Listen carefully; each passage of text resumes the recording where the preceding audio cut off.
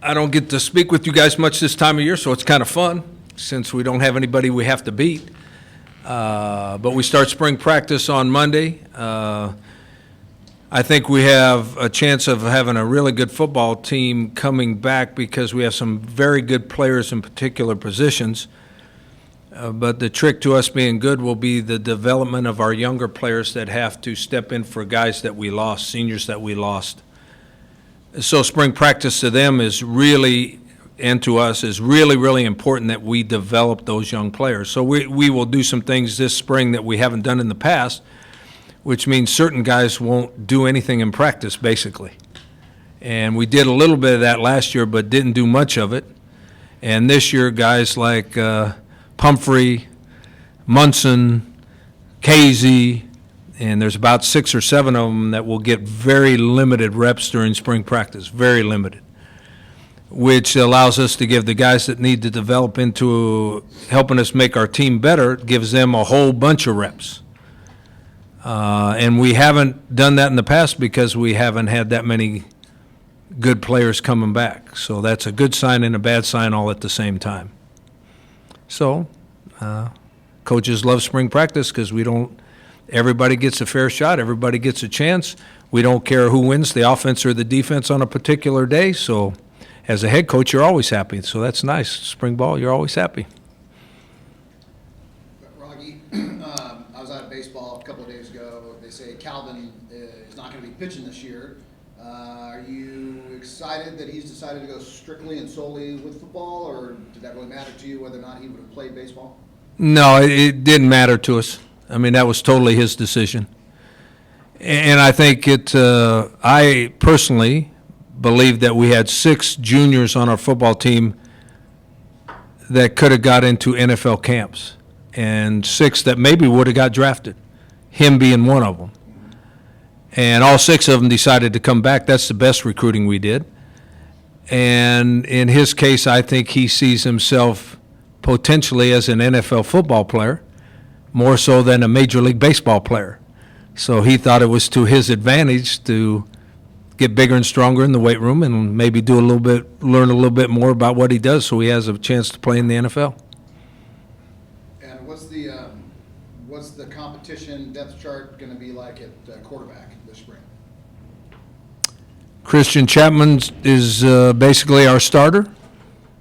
Not that he could not get beat out, because anybody can get beat out in a competition in spring practice. Depth chart-wise, the other ones are going to fall in behind him, and everybody, like I said, in spring ball, everybody gets reps. The better you play, the more reps you get. But Chapman's going in as the starter.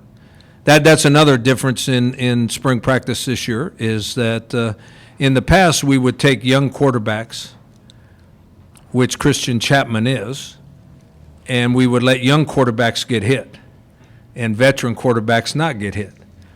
Well, since our starter's a young guy, we're not going to hit any quarterbacks all spring long.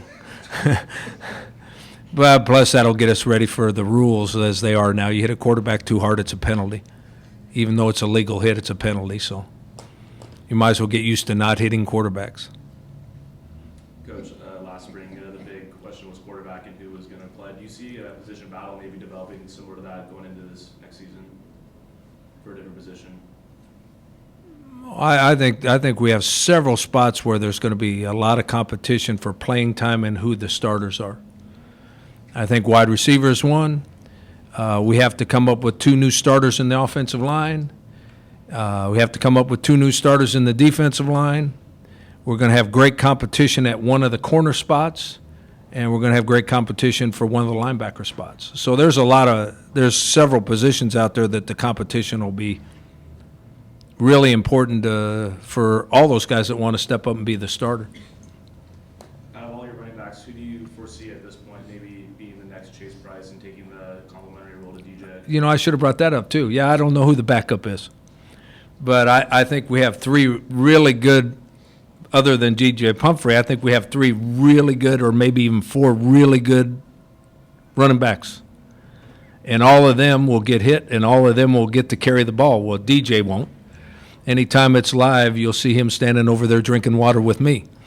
So The other 4 will split the reps, and whoever comes out of spring practice, I should have mentioned that. That's probably the most, for everybody, that's probably the most interesting battle for position on our team, because everybody knows that our backup running back gets to carry the ball a whole bunch of times. In regards to that, it seemed like another interesting position would be fullback. How do you have any idea how you're going to handle that at this point? We've got 4 candidates to be the fullback, have no idea which one's the best. So they'll alternate reps and see who does the best. That might even go to fall camp.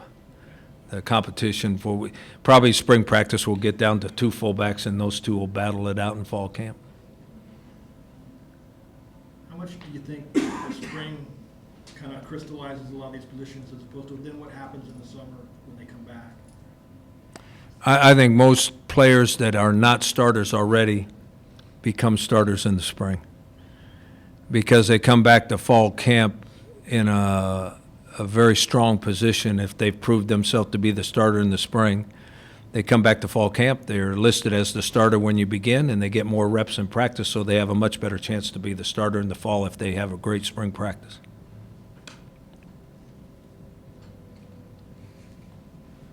Any final questions? Just one more from me. I just wanted to ask you about what you saw in Ernie Lawson and what it's like to have a former player back here, kind of like Mike Schmidt, to be able to take over. I should have mentioned, for those that don't know, we have a new defensive line coach, Ernie Lawson, who played here. You know what years he played? It was, I think he was a senior my first year here. Yeah. 2007 to 10. Okay, so he was here 2 years when I was the defensive coordinator. He was on our D line. Ernie impressed me when he was a player on how he played. He impressed me for his intelligence and his passion for football.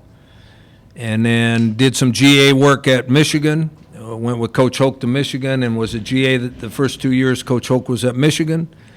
And then he's been coaching high school football.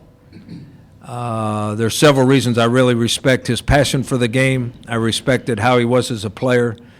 And for those that don't know, we run a very unique defense here, and a very, by college standards, not pro standards, but by college standards, a very complicated defense.